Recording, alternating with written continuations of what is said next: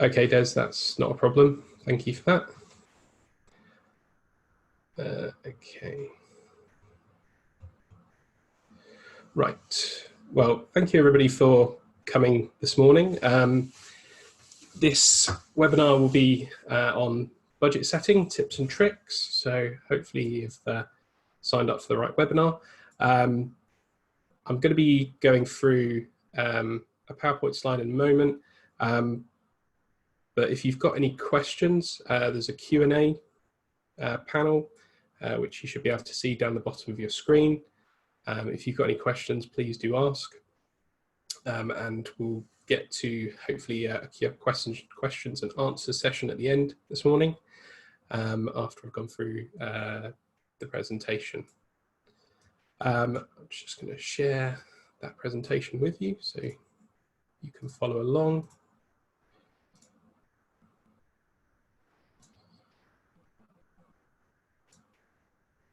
Okay.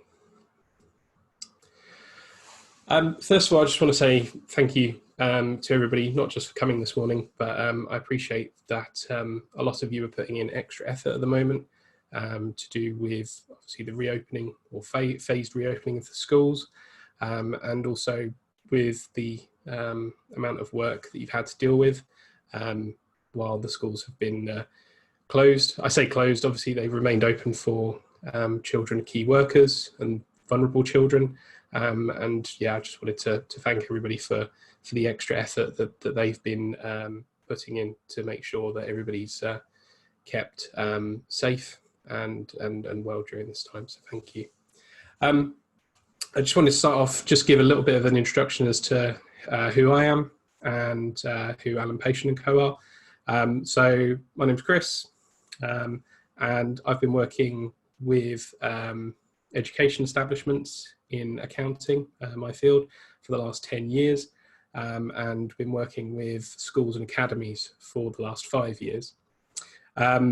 What I've been doing through Alan Patient & Co for the last 5 years is providing financial management support, guidance on compliance, and making sure that schools and academies are able to make sure that they can do all of their ESFA filing and stick to the required the requirements of the ESFA and the Academy's financial handbook.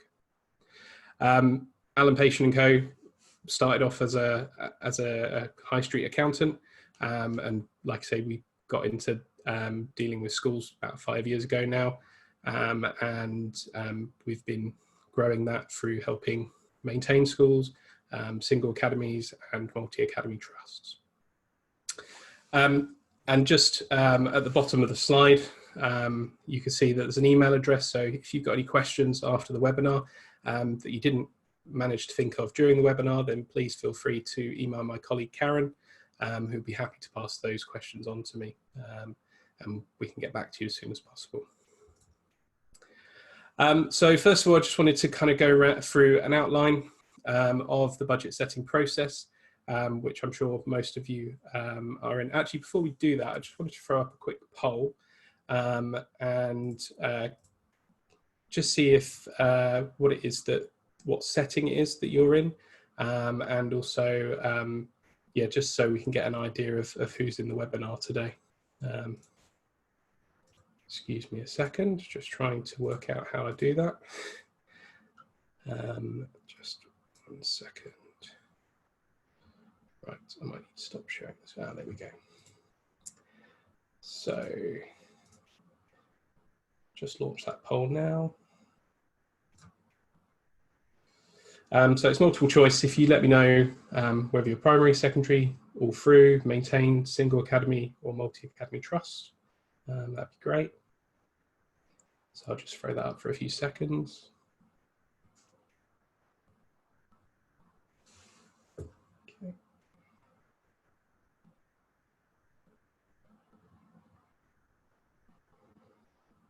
Brilliant.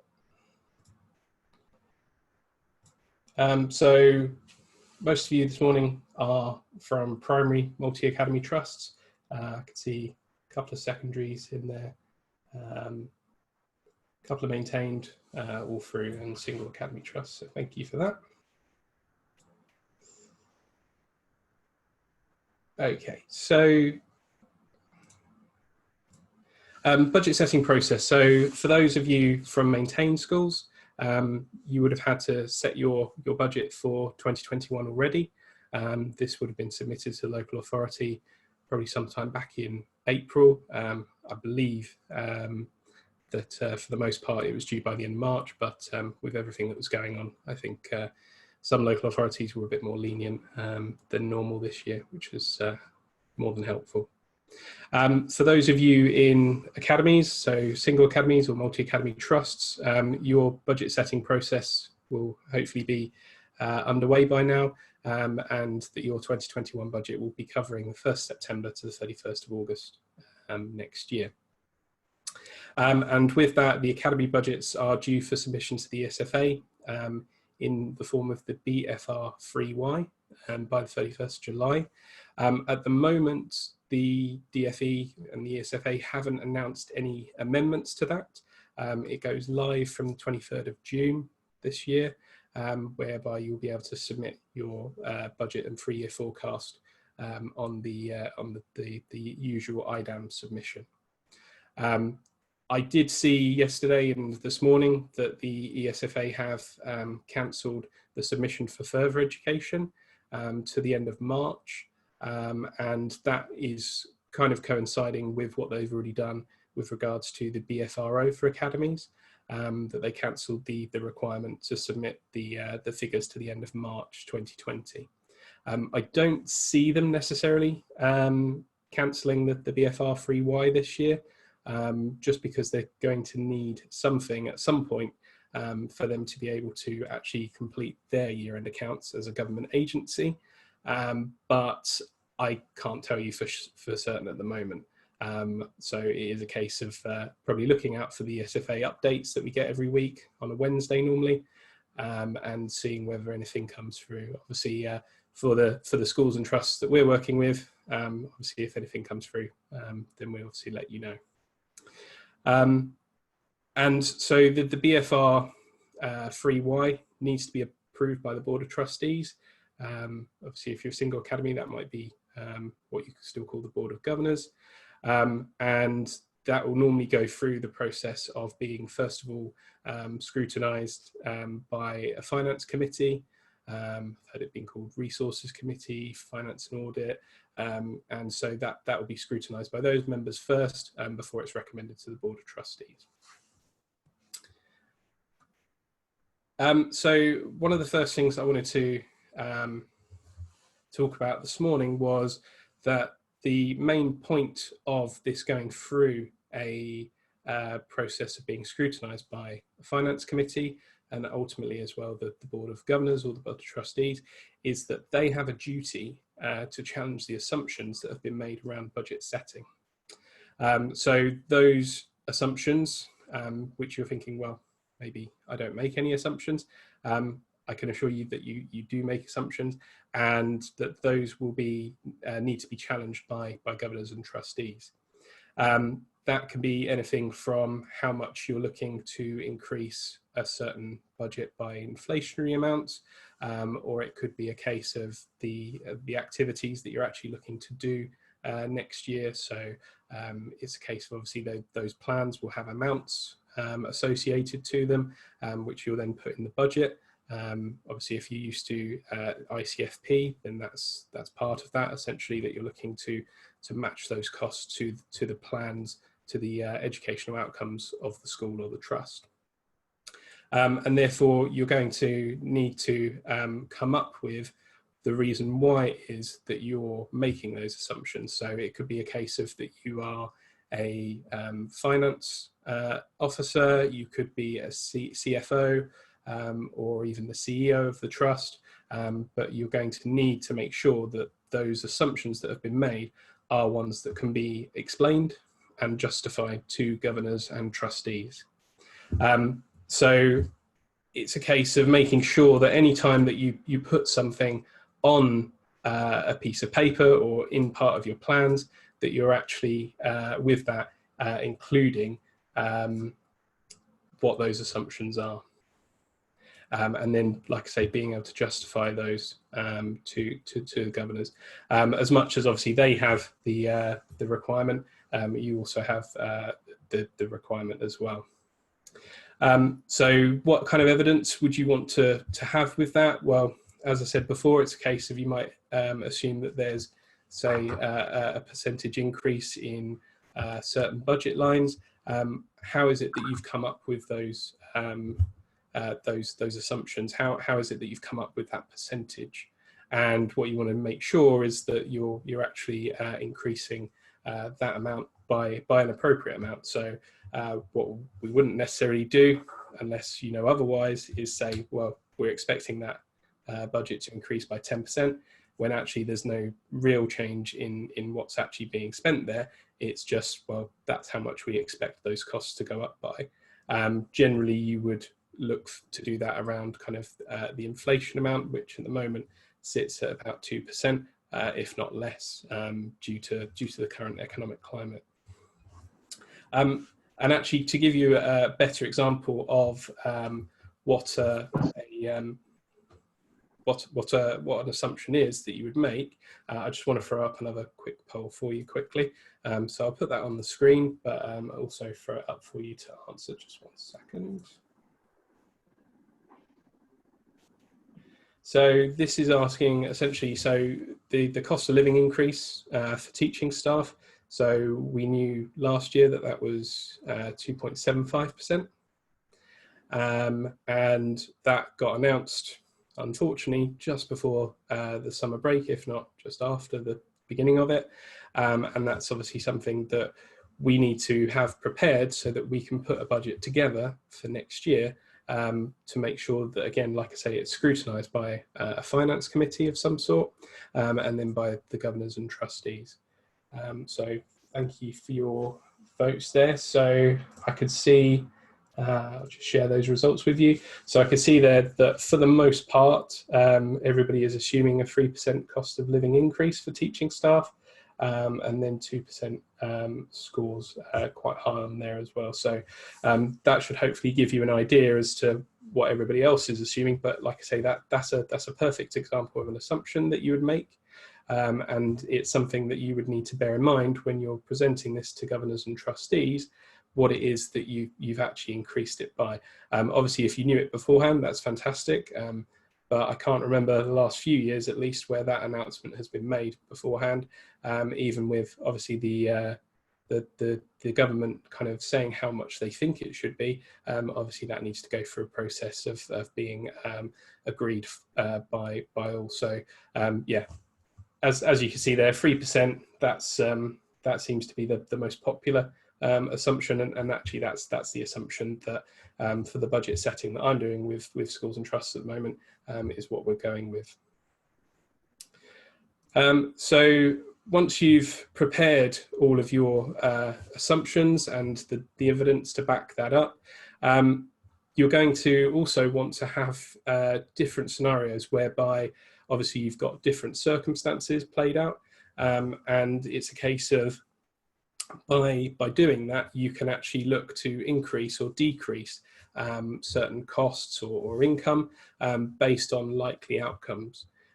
So my first tip here, I have to say, is if you can, and I appreciate that some trusts or schools are not in a position to be able to afford it, but really using a budgeting tool is such a huge cost saving from a perspective of time. Not necessarily by actual kind of monetary cost, but the amount of time that you would be spending trying to do this on something like an Excel spreadsheet would mean that you are actually kind of saving more time on things that you could be doing somewhere else. But I think also as well, it gives you more scope, it gives you more flexibility to be able to give a lot more of those scenarios, where if you're just going for, you know, kind of one scenario, and then obviously those assumptions that you've made get challenged either by the executive leader or part of the leadership team of the school or the trust,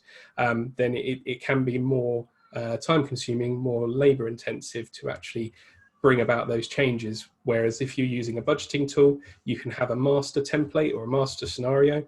And then from there, you can see, okay, what impact does one or many different changes to those underlying assumptions make? So it allows you to kind of keep track of what those changes that you've made are as well. So you can kind of make side-by-side comparisons on that by being able to show that to executive leaders, SLT, governors, trustees. Then it allows you to kind of explore all those different scenarios. And I think at the moment where we've got such an uncertain future, that has never been more relevant, because talking to schools and trusts, they've got income that they had effectively banked on for the next year, and going on for a 3-year forecast, even more so, the assumptions that they made around kind of things like self-generated income, assumptions around grants. But at the moment, we, apart from maybe for the next year, we're very unsure as to what those assumptions are actually going to come to fruition, and which are actually going to be amended significantly. It doesn't mean that you have to try and come up with a scenario for every single possible eventuality, but maybe taking into account things such as social distancing and the impact that that could have on rental, on lettings, and possibly kind of before and after school clubs, and trips and things like that you might be kind of banking on, well, as we've done it for the last however many years. But actually, because of the changes and because of the uncertainty at the moment, it might be worth having scenarios which actually don't have those things in, and seeing how that looks. Because what it does is it informs you and allows you to come up with different ideas, different plans, if those things don't come off. I just wanted to run another quick poll for you. Let me just bring that up. So this one linked to what we were just talking about, creating scenarios. So if it's a case of, so obviously we're looking for budgeting next year, but for this year, how has your school budget actually changed in as far as kind of the closure and the plans for reopening?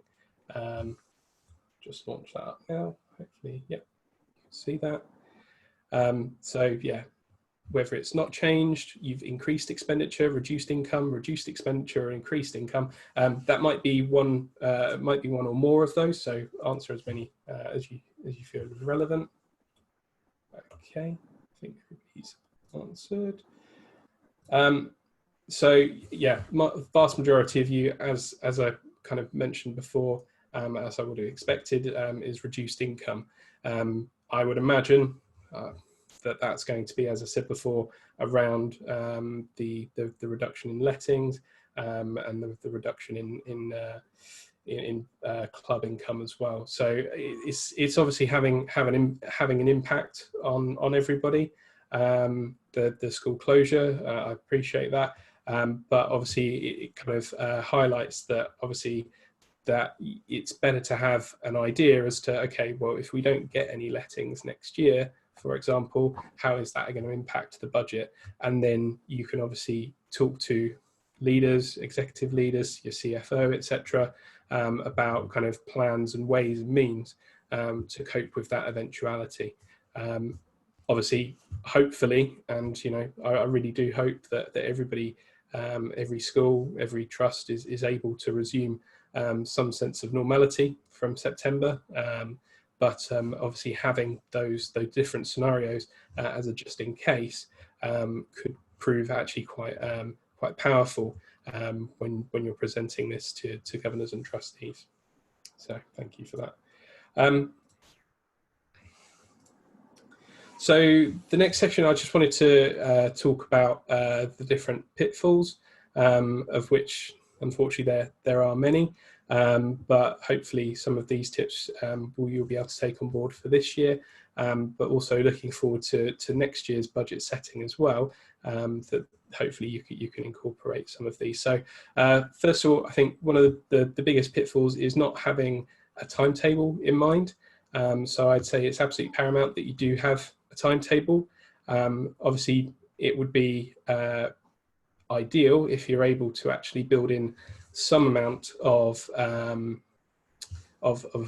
leniency. I think obviously one of the things that I've noticed this year is obviously after the first week or two of the school closure, or even actually the week before school closure, it was a case of a lot of things. It wasn't just budget setting or anything to do with finance, but obviously a lot of things were all kind of very much up in the air, and everybody was in a bit of a mad rush to try and make sure that they were ready for the school closure, and also, you know, that they can obviously continue providing school, you know, the school for those vulnerable and children of key workers. So it does pay to have some kind of amount of time that you can kind of let it creep. However, do have in mind a definite timetable. This might not necessarily be, if you're in a multi-academy trust, something that you share with all of the schools in the trust. It might be a case of actually you give them the kind of the earliest that you would like that by, and then obviously if there is an amount of creep in the timetable, then obviously you've already factored that in, and it doesn't actually leave you in a position where you're not able to finish the budget in time. Hopefully this is very, very evident to everybody and very simple for everybody, but it's a case of checking your funding allocations. So first and foremost, that would be checking your funding for academies and trusts anyway, on your GAG statement. So that can be found via the DfE secure sign-in. And obviously for those that are in maintained, finding out what your school budget share is. But also the other funding streams as well that you're either likely to get or that you would have been allocated. So I know, for example, that the teachers' pay grant and the teachers' pension grant funding has been allocated for this term. However, they haven't published so far the rates and the allocations for next term or going through to March next year. However, obviously, if you've got an allocation this year, and they have said they are continuing this for the next year, that it would be prudent at least to continue that allocation at that rate for the next year. That's not to say that it might not go up, but I think it's reasonable to assume that funding will continue. I'm still very hopeful actually around the teachers' pay and pension grant, that they will actually look to roll that up as part of the school budget share or part of the GAG funding. But so far I've kind of been holding my breath for the last year or so, and nothing's come about yet. So I'm hopeful that eventually will get rolled up, especially being obviously the case that, you know, if you're receiving your GAG funding and you can't afford to pay your teachers out of that, then that obviously suggests that there's something seriously wrong there with the funding allocations. But likewise, so pupil premium funding, if you're obviously in a primary setting, your sports premium, and if you've got nursery, early years, it's all kind of, you know, worth checking and making sure that all of those funding allocations that you have received last year, what they are and what it is that you're likely to get again next year. I know for trusts, there is some uncertainty around this due to the fact that obviously for local authority, and some of the ESFA grants, they're funded from April to March, which doesn't leave you with anything to go on for next summer term. But it's possible to make kind of reasonable assumptions around that. Again, it's kind of making a note of that, gathering the evidence, making sure that that once those assumptions are challenged, that you can obviously kind of back that up. But again, it's reasonable to make assumptions around that. The next thing I said is to have an estates management plan in mind. So obviously if it's a case of that you are saying that your maintenance budget or your PPMP budget is going to be X amount based on something that you've done last year or over the last few years, obviously if that doesn't coincide with the estates management plan, then that could actually leave you in a position where you're either under or over budgeting in that area. So I think it's always really important to have that in mind. Obviously, if there is a plan to replace a roof or to do some additional decorating, to kind of either bring the school back up to a state where it's usable, or that it's a case of that it needs to be, kind of brought back up to scratch, then obviously it's always a good idea to have that in mind. And so you can kind of build that into your budget. And again, going back to talking about scenarios, is if you've got things that absolutely need to be done, and you would hope that SIF bids and additional funding may be able to help in that area, but also have it in having different scenarios where, what if we don't get the SIF bid? What if, for example, we would like to do a lot of this estates management plan, but actually, how much of it do we need to do, just in case there is a shortfall elsewhere in the budget? So it's always really, really important to have that in mind. And I think it's about having conversations as well, not just with the leadership, so SLT, executive leader.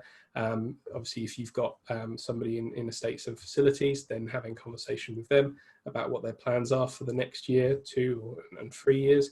But also, kind of just having, like I say, conversations with those as well. And then last point I've put on this slide is that to agree the establishment list. So that, just in case you're wondering what that is, that would be your staffing structure. So if you might have an organizational chart, or you might have just a list of employees, a list of teaching, support staff, admin, etc. It's about agreeing that with SLT for next year. It might be a case of actually they might not have told you, or you might not have had that information, that they're looking to employ maybe an additional, however many TAs or teachers next year. And so obviously, not having that information, you would plan the budget accordingly. But obviously, if they're looking to spend significantly more in that area, then that's something obviously that you need to factor in. And again, it might come into play where it's a case of there's then shortfalls in other areas of the budget because of that. Likewise, obviously, if it's a case of that maybe a member of teaching staff is likely to go through through from being kind of main scale to upper, so they go through threshold, then obviously you would need to know that if you're looking to plan the budget for next year. So that's really important as well. So getting that agreed as soon as possible is really important. Obviously, for who those people are, I appreciate that teaching staff at least have until the end of this week to hand in their resignation in time for the end of August. So it's important to try and have that information as soon as possible. But in all likelihood, there are chances that people will wait until the last moment to hand that notice in. But it's, like I say, just really, really important to try and get that information as soon as possible, especially as staff will be the vast majority of your budget. Okay, I've also said that it's really important, again, kind of linked somewhat to the estates and management plan, is that to have a contracts list. So part of this will obviously be, towards the maintenance of the buildings of the schools, but also, things like, and, it could be as small as, a contract with a lease on a franking machine, for example. It could be, a contract for, obviously big ones being IT, accounting software, HR, payroll support, all of those things. And it is really, really powerful to have a list of all of those contracts in your school or in all of your schools, whereby you can actually see how much those costs are going to be. The main reason for this is that you can actually then start doing something called like zero-based budgeting, where essentially, rather than just taking last year's figure and rolling that over or increasing that by a percentage, for example, then you can actually see, right, okay, well, how much are we actually tied in for? How much are our contracts? But also as well, around kind of value for money, is seeing when those contracts are coming up for renewal. So having in that contracts list, not just the cost, but actually the renewal date, because then you can start to see when it is that you might want to retender for those, or whether you want to continue those services at all if they're not deemed necessary. So that's something that's really powerful, and again, kind of part of the, I would say, the wider sense of the plans for the school and for the trust. Is to have that contracts list, because then that way you can actually see how much it is that you're looking to spend over the next year to 3 years on that. I kind of touched on this already, but having a lot of conversations with SLT is really important. But also, especially if you're in a school, in a single school, is to talk with budget holders and subject leads. Obviously, if you're in a school but part of a larger trust, then it's about obviously kind of then feeding that information up to the central level. And by having those conversations, then, as I kind of touched on before again, was, that you're actually looking at kind of where it is that those individuals, those budget holders, are actually looking to take the curriculum, what it is that they're going to need as far as resources and as far as materials are concerned. And actually it might be a case of they're looking for kind of outside contractors to help provide that as well. So it's really important to have those conversations. It's not necessarily the largest proportion of your budget, but it's really important to get that, because actually I would say more than anything, there's probably more scope there for that to change significantly compared to how much of the budget it is that's actually being used in those areas. So as I say, that's something that's really important to have. And I think that the sooner that you can have those conversations as well, the better. Obviously, as I mentioned before, with everything that's going on at the moment, it might be difficult to find time to do that. However, you might actually find it's easier to talk to those individuals at the moment due to the fact that they may be actually doing more remote learning instead. I think so. The last couple of points here I've got is for those of you that are joining from trusts, multi-academy trusts, is that to have the agreed trust recharge, have it known by all of the schools. So if it's a case of that, that you are setting a percentage, say 5, 6, 7%, whatever it may be, that's actually known not just to you setting the budget, but to everybody in the trust at their individual local levels. Just because then it doesn't lead to any kind of ambiguity to them or to maybe their local governors, because then it's a case of they know how much of their, and it's normally a percentage of GAG, how much that GAG income is actually going to be spent at the trust level. And then actually for yourself, if you're setting the budget for a multi-academy trust at trust level, is that actually know what is being paid for by the trust. I think it's important for schools to know what it is that they're obviously paying for as well. So knowing, how much or what it is that their percentage recharge is actually going towards, what services they're actually receiving for that. But it's a case of, not necessarily kind of sharing with them how much it is that they're contributing compared to others, as that may lead to some kind of, competition or some, kind of some bad feelings there. But it's a case of obviously knowing, what it is that they're paying for, knowing what it is that they're actually getting for that percentage contribution that they're putting in. I just wanted to throw up one last poll quickly. So thank you all for bearing with me so far. Let me just launch that. So I wanted to know how much it is that you'll compare your annual budgets to the previous years, and I think this is something that's really important for everybody to make sure that they're actually they're actually kind of setting the budget not just based on zero-based budgeting, as I said before.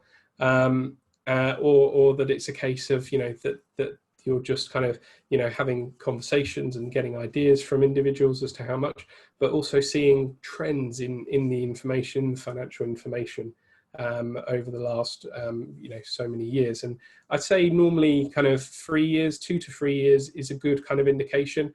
I think anything before that can actually be a little bit misleading, because the circumstances, the situation that you were in that long ago is probably quite a bit different now. Similarly with, obviously we talked about forecasting earlier, the more that you forecast into the future, the less likely it is that you're going to have relevant information to be able to forecast that far. So I'll just end that poll now and share that with you. Thank you. So vast majority of you, it's sometimes under, sometimes over, and I think that's probably not a bad thing. I mean, if it's a case of that you're able to balance when it is that you're over with when it is that you're under, then that's actually quite healthy. Whereas obviously if you're kind of always under budget or always over budget, it can actually maybe be that maybe the budgeting isn't as accurate as it could be. And obviously for anybody that's always on budget, I mean, I think it's, I take my hat off to you really, because I think being able to tell, what's going to happen that far in the future, I think is just fantastic. So I applaud you for that. But I think, like I say, for the most part, if you're able to kind of balance the over and under budgeting across kind of 2 or 3 years, then that's not a bad position to be in. So thank you for that. So more pitfalls, as I mentioned before, it's not just a case of being able to actually stick on top of last year's an arbitrary figure, say, okay, well, we've got a budget of £10,000 this year, let's just, increase that by £500, or let's just increase that by, 2 or 5%.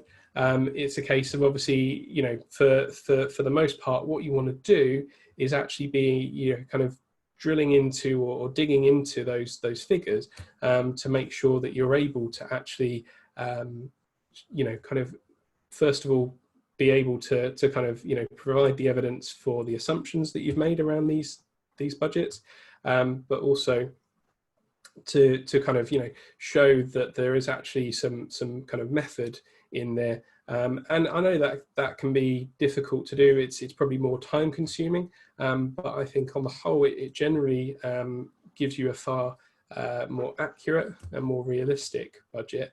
Obviously, all of this is kind of, trying to tell the future, and none of us can do that for certain.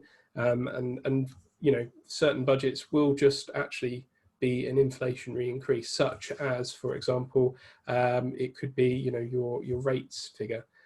For example, that it wouldn't be unreasonable to add, a percentage on top of that, because unless there's some, major reassessment of your rates that you pay, that's not likely to change significantly.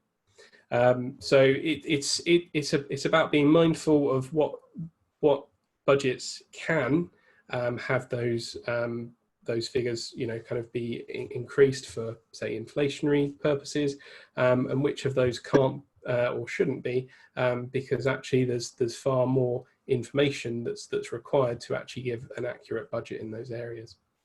The next thing I said is don't set the budget in stone. So what that means is that, obviously, for the most part, if you're looking to set a budget between now and the end of July, and hopefully you have enough time to have that all approved and signed off by the appropriate parties in academies, and for obviously for maintained schools up to up to March, is that it's a case of actually that budget isn't necessarily going to be the same in even 3 months' time, let alone 6 or 9 months.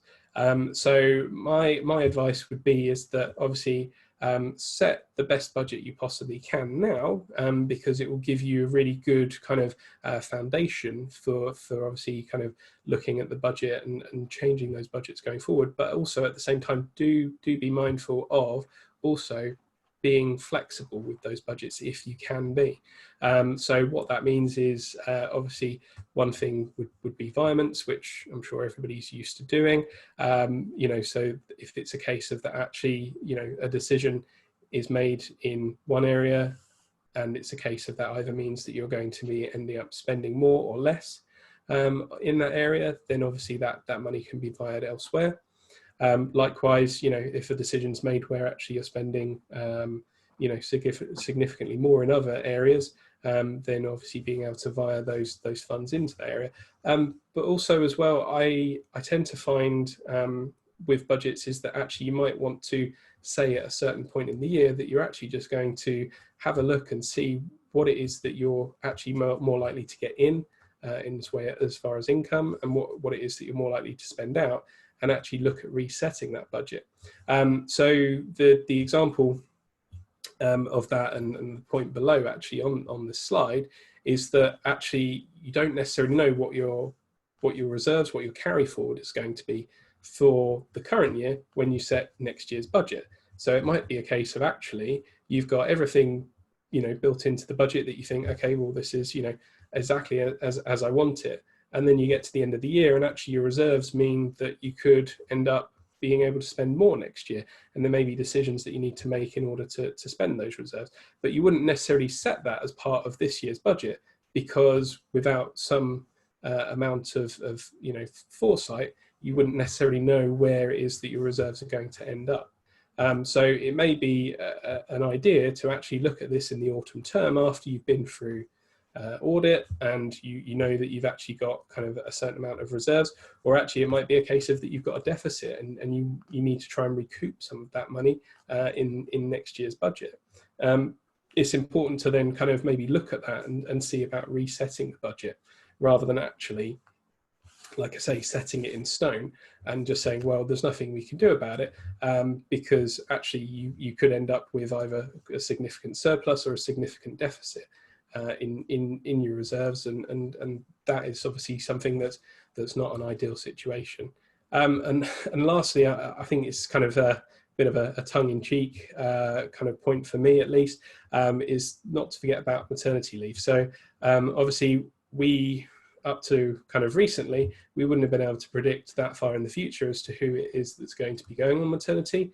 Obviously, with the shielding instructions that came about, I think that a lot of schools have been able to ascertain who's actually going to be going on maternity and at what point, which gives us a bit of a unique perspective on this. Obviously, we wouldn't expect that to necessarily be the case all the time going forward.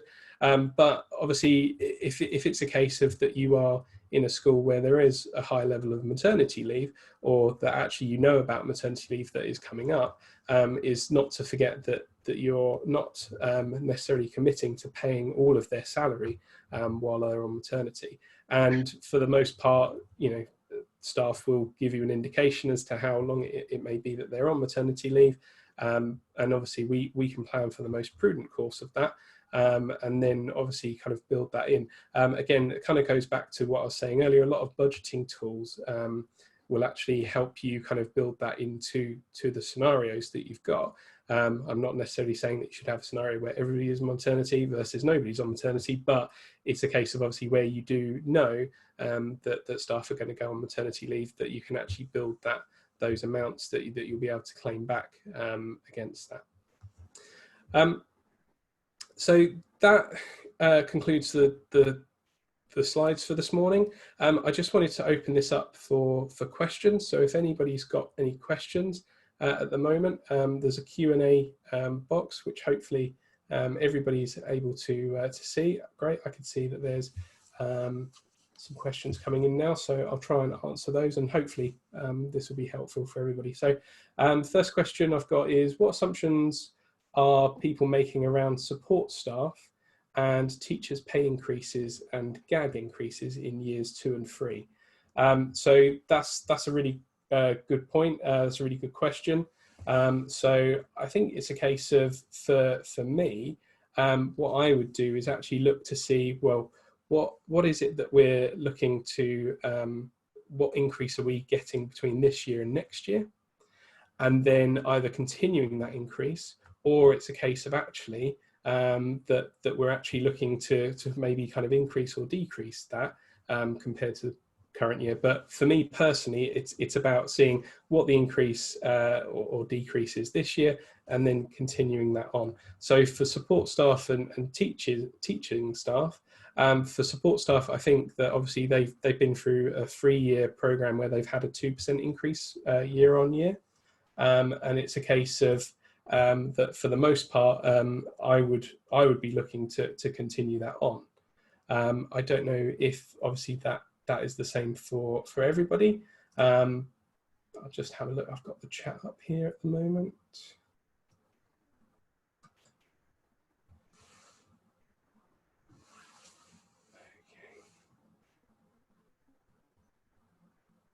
Right. Okay. Sorry, we've got a few questions coming through on the chat as well. So, but I'll just answer the next one on the Q&A. So, so the next question is: Will the current pandemic impact on these increases? I think that's a really good question. I would love to know the answer because obviously the economy, as I'm sure a lot of you are aware, is going to go through a tumultuous next 12 months, I believe, at least, according to a lot of spectators. And you know, it's a case of, I think, with the government, the amount of help, the amount of support that they've rolled out to not just obviously you know, schools and academies, but also to all sectors. Obviously they're going to be looking at balancing the books very much so going forward. I would say that for the most part, I would continue along the lines of whether of whatever it is that we're looking to increase at the moment. I think obviously GAG, again, I can't say for certain, but I think obviously the likes of GAG is something that's very politically charged. Obviously there was a significant investment in schools announced this year after the spending review, and I would very much hope that they continue along those plans rather than actually looking to go back on that. However, obviously with the current situation, I couldn't say for certain how that's going to be affected. So there's another question that's come through the chat. Are you anticipating additional government funding given the different ways in which we need to operate going forward due to the pandemic? So I would say personally, it's a case of the additional funding that's already been announced for, well, I say additional funding, it's for the recuperation of additional costs during the lockdown. That's obviously already been announced. However, I think for the most part, for schools that I've spoken to, is that they don't realise that actually only affects those that are actually being able to pay for those additional costs out of their current year budget. That doesn't actually mean that they're able to apply for that recuperation of the costs. If it does impact your reserves, then you are absolutely allowed to. And so I would say to all schools is to keep a track of those additional expenses that you've had to pay out for. But it's a case of, for the moment at least, if you are looking to end up in a surplus position for this year, that you aren't able to claim those expenses back. Like I say, it's worth keeping a track of those because actually if you do find yourself being put into a deficit, then you would be definitely looking to claim those back. Got another question via the Q&A. Do we have any longer term commitment from the SFA to fund teachers' pay and pension grant for years 2 and 3? At the moment, there hasn't been any announcement.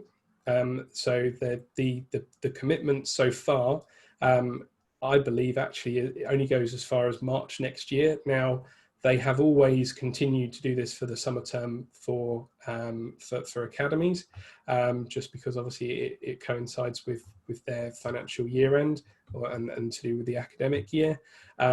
but actually there hasn't been any commitment so far from the SFA for this, as far as I'm aware. However, when I went through with one of my trusts, a school resource management advisor visit recently, she scrutinised the last year's budget because we hadn't assumed that the ESFA were going to continue funding the Teachers' Pay and Pension Grant for years 2 and 3 when we set the 3-year forecast. So that was kind of, I mean, for me, I was being as prudent as I could be. And it's a case of, you know, that obviously, you know, because we don't know, then it's reasonable to assume that funding isn't going to continue. However, obviously, you know, someone who was coming in as somebody, you know, kind of actually from the SFA, well, not directly from the SFA, that actually they are going to that they would assume that that funding will continue. Just wanted to see there's some more on the chat.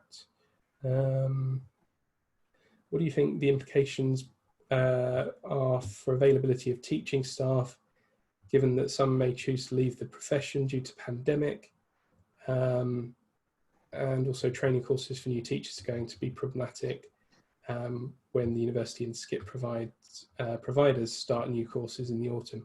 Yeah, I think for kind of, you know, for those who are actually going through kind of further education, obviously I would, you know, extend that to obviously teacher training as well. That's, you know, that's something that is with the providers at the moment for them to try and work around. I think obviously for those that are actually doing kind of you know, on the job training, as it were, this obviously provides an even larger you know, a larger challenge for them, considering obviously all of the operational changes that schools are having to make.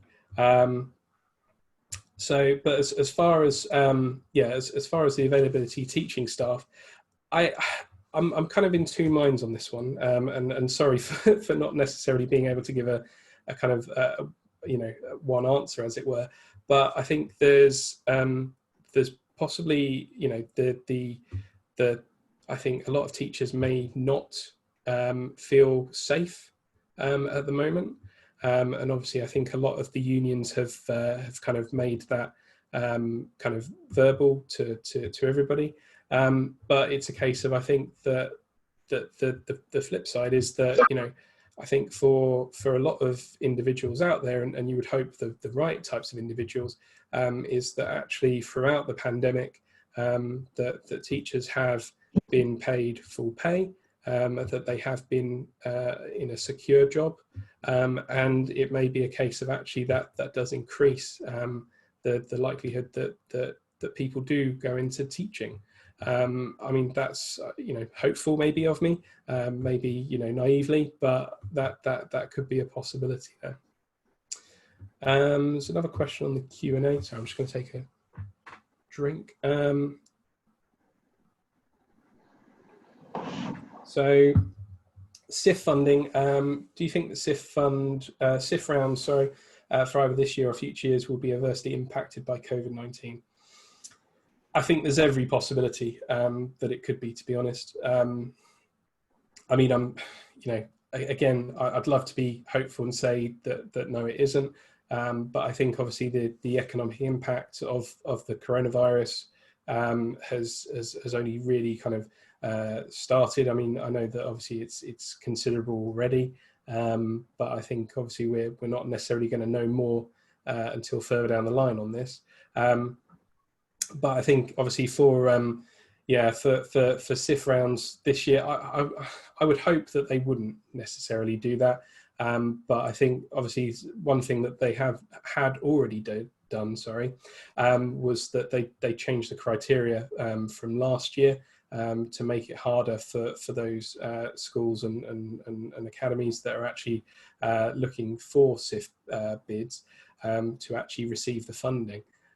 So they've tightened up the requirements, they've tightened up the criteria, and it has meant that some schools that would have possibly got that funding previously are now not able to receive the funding that they so desperately need.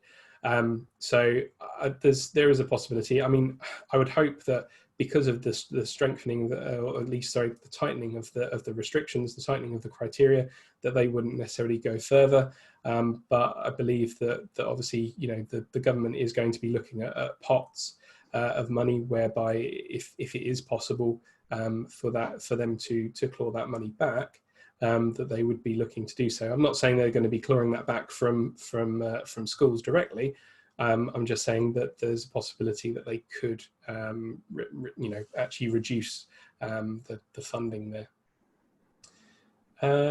Just having a look. So there's a couple more questions on the chat. So the government have promised significant increases, excuse me, to teacher starting salaries. Do you think the increase in starting salaries will be reflected across all teaching salaries? I mean, what I've seen so far, and actually kind of, this is more to do with support staff, more than teaching staff, is obviously that those that are paid the least, so that they're on the lowest scale points, have received the largest increases. As I mentioned earlier, it's around 2% for support staff per year, but obviously that's only past a certain point. Those that are on the lowest scale points were receiving in excess of 6% per year for that. That's somewhat linked, obviously, to costs to do with the national minimum wage and also the national living wage as well. But I think as far as teaching starting salaries for teachers goes, I think that they are obviously, they had a couple of years ago when they started the teachers pay grant, they had actually increased kind of main scale teaching salaries more so than upper scale and leadership. I think that proved quite unpopular with obviously a lot of the senior teaching staff and senior leaders in schools, and I don't think there's necessarily been a kind of they've not necessarily wanted to go back to that, because I think they realised that actually, you know, that all teaching staff are kind of, you know, looking to get that same increase of salary regardless of what level they're at. So I think for the moment it's looking like that they will continue giving the same increases in teacher salaries across the board, rather than actually giving more so to main scale. Okay, it's a couple more that's come through on the Q&A. So what about pupil premium? Is it likely that more families will have been adversely affected by COVID? How can we budget for any potential increases? Yeah, I mean, it's an interesting one on that. I mean, pupil premiums generally lagged anyway. I think what I've found with schools and trusts that I've been working with is that actually they have been checking, double checking, triple checking, especially during this time as well, that any pupils that do qualify for free school meals, especially, that they're actually, you know, applied for, and that they're signed up for that.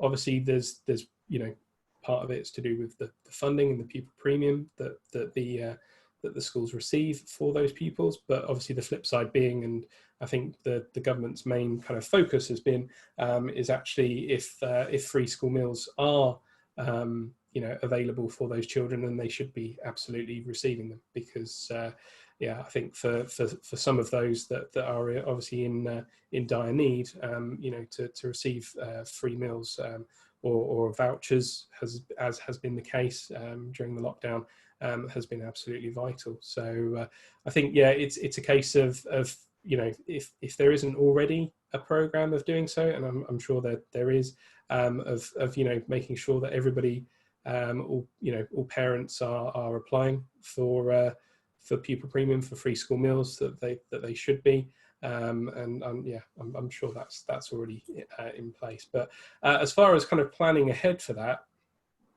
I think for the most part, due to the change in the criteria again for pupil premium that came around a few years ago, is that actually I have, for the most part, when setting budgets, I've been looking at decreases in the pupil premium, just because it's actually a lot more, a lot fewer pupils coming through. Obviously, you got the Ever6, but it's a case of, you know, for those that are coming in, the new children, you know, that are eligible for free school meals and pupil premium, we've actually been planning for less.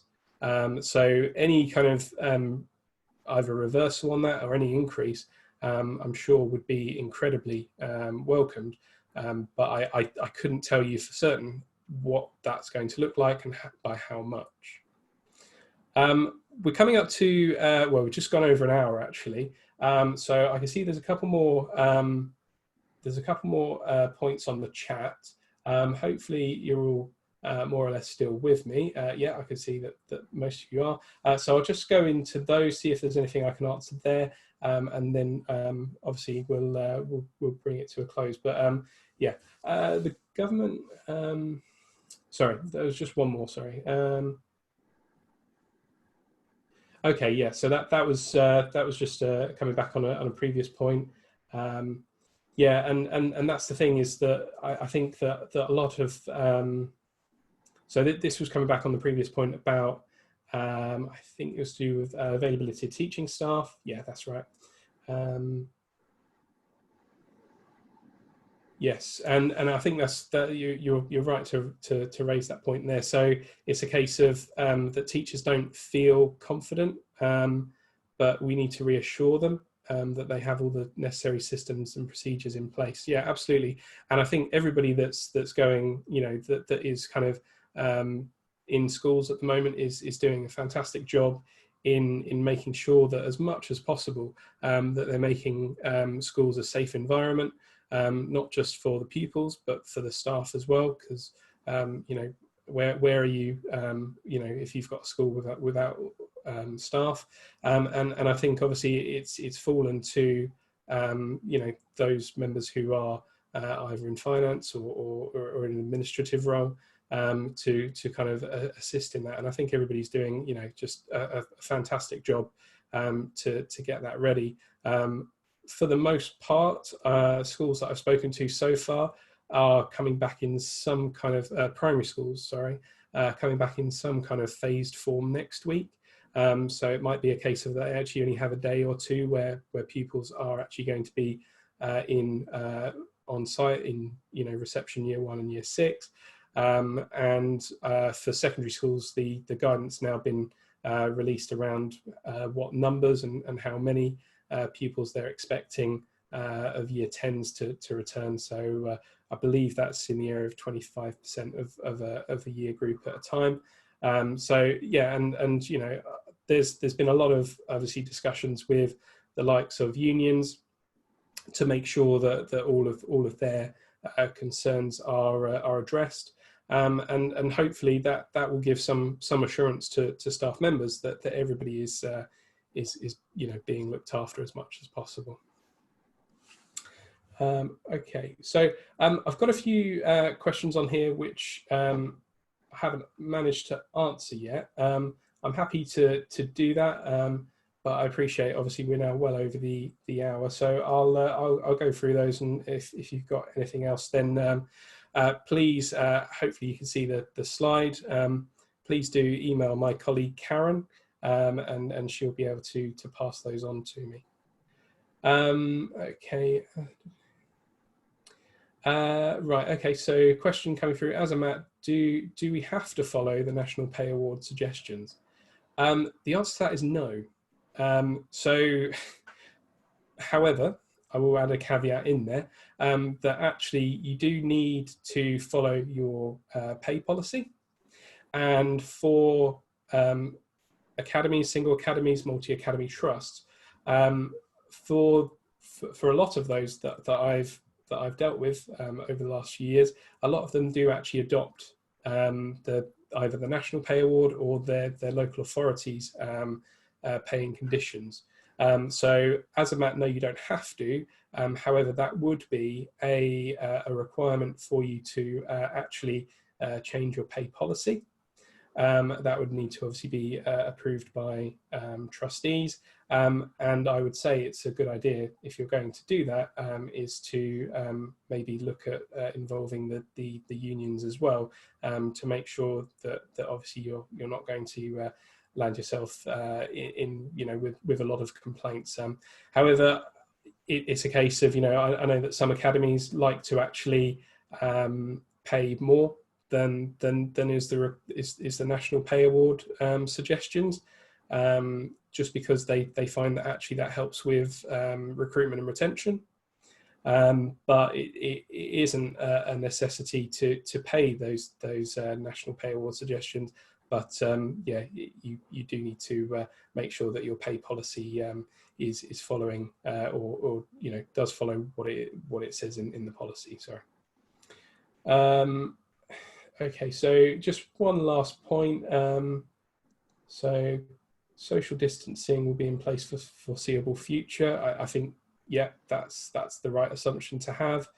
And yeah, more online classes. Again, yes, I think that's definitely the way that I think a lot of schools, a lot of trusts will be going. Yeah, and don't have good access to Wi-Fi. So one scenario which I've come across is that, apart from obviously the government is making available laptops and dongles to some pupils, and I believe one school that I deal with, out of 1,500 pupils, they managed to identify 46 that qualified for that. So it's a very small, and they're in quite a deprived area of London. So it's a case of that's a very small portion of the pupil population that actually qualify for that.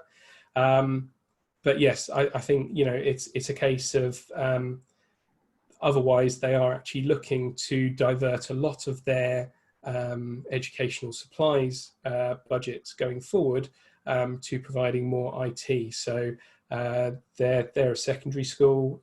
They're looking to provide all year sevens with a laptop going forward, and I know that's not necessarily something that a lot of schools and trusts can actually afford to do, but that's the way that they see things going forward.